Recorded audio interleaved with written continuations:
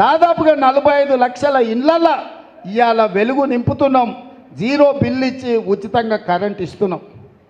ఇదే కాదు, నువ్వు డబుల్ బెడ్రూమ్ ఇల్లు కడతాను మోసం చేస్తే పేదోళ్ళు ఇవ్వాలా, పిల్లలు పెళ్ళిళ్ళు అయి పెద్దోళ్ళైన ఇల్లు లేక వాళ్ళు ఇబ్బంది పడుతుంటే 22,500 కోట్లతో 4,50,000 ఇండ్లు నేను రాగానే మంజూరు చేసిన.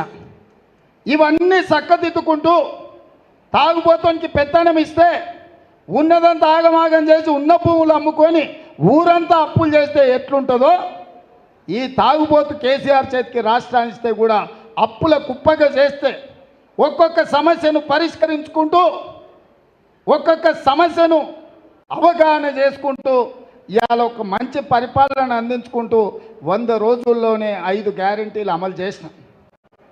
100వ రోజు ఎన్నికల కోడ్ వచ్చింది. రైతు రుణమాఫీ చేయాలంటే కూడా వచ్చింది.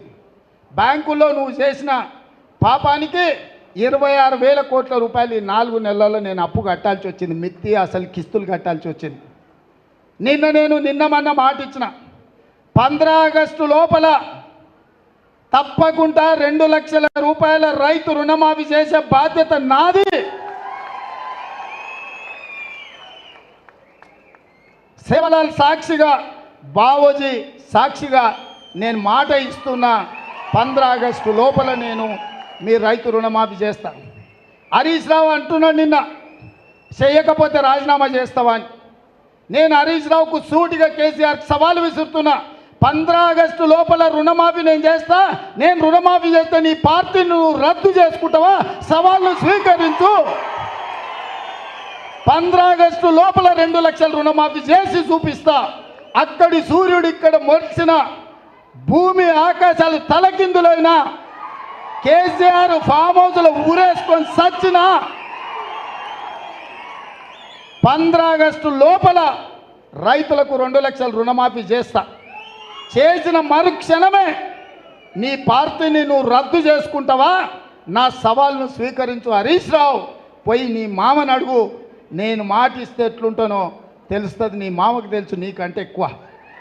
అందుకే ఇవాళ చెప్తున్నా, ఈ వేదిక మీద నుంచి ఏ రైతు ఆధైర్యపడాల్సిన పని లేదు, ఏ రైతు బాధపడాల్సిన అవసరం లేదు.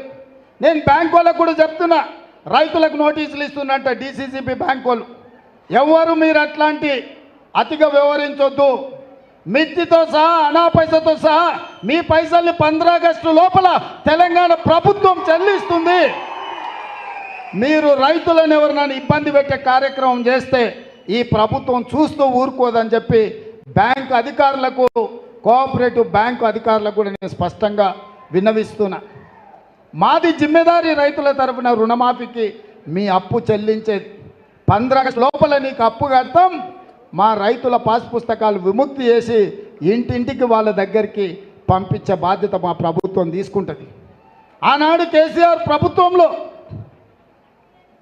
జొన్నలు వేయొద్దన్నాడు, కందులు వేస్తే కొనటోళ్ళు లేడన్నాడు, మిర్చి వేస్తే తెగులు వచ్చి చచ్చిపోయింది, పత్తి వేస్తే దిక్కు లేకుండా పోయింది, మొక్కజొన్నలు సోయాబీన్ ఏం పండించినా లేక చివరికి రైతులందరినీ ఓరేసుకోమని చెప్పింది కేసీఆర్. చివరి గింజ వరకు కొంటా అని మాట ఇచ్చాడు. ఈ తాగుబోతోని మాటలు నమ్మి మొత్తం రాష్ట్రం అంతా వరి వైపు మళ్ళింది. రాష్ట్రం అంతా వరి దిక్కు మళ్ళీ నాకు ఒక్క మాట సావు కబురు చల్లగా చెప్తున్నాడు, మీరు ఒరేసుకుంటే ఊరేసుకున్నట్టే కొనేటోడు ఉండడని. ఈడానే వ్యవసాయాన్ని బాగు చేసేటోడు ఈ తాగుబోతు మాటలు నమ్మి మళ్ళోసారి పార్లమెంట్లో ఓట్లు వేయాలనా? ఆ ఎలా FCI ద్వారా కొనాల్సిన కేంద్ర ప్రభుత్వం ప్యాడీ కొనకపోతే దీక్షలు చేసి, రైతు దీక్ష చేసి నేను కోమటిరెడ్డి కేంద్ర ప్రభుత్వాన్ని నిలదీసి కొనిపించిన పరిస్థితులు తేలేదా? అందుకే ఈరోజు తెలంగాణ రైతులు పండించే వడ్లు కొనుగోలు చేయడమే కాదు, 500 రూపాయల బోనస్ ఇచ్చి మీ వడ్లు కొనే బాధ్యత మాది. ఎవరు వడ్లు పండించుకుంటారో మీరు పండించుకోండి అని చెప్పి నేను రైతులందరికీ విజ్ఞప్తి చేస్తున్నా. అందుకే మిత్రులారా, ఇవాళ రాష్ట్రంలో అన్ని నియోజకవర్గాలు కుటుంబ పెద్దగా అంటే PCC అధ్యక్షుడు ముఖ్యమంత్రిగా నాదే.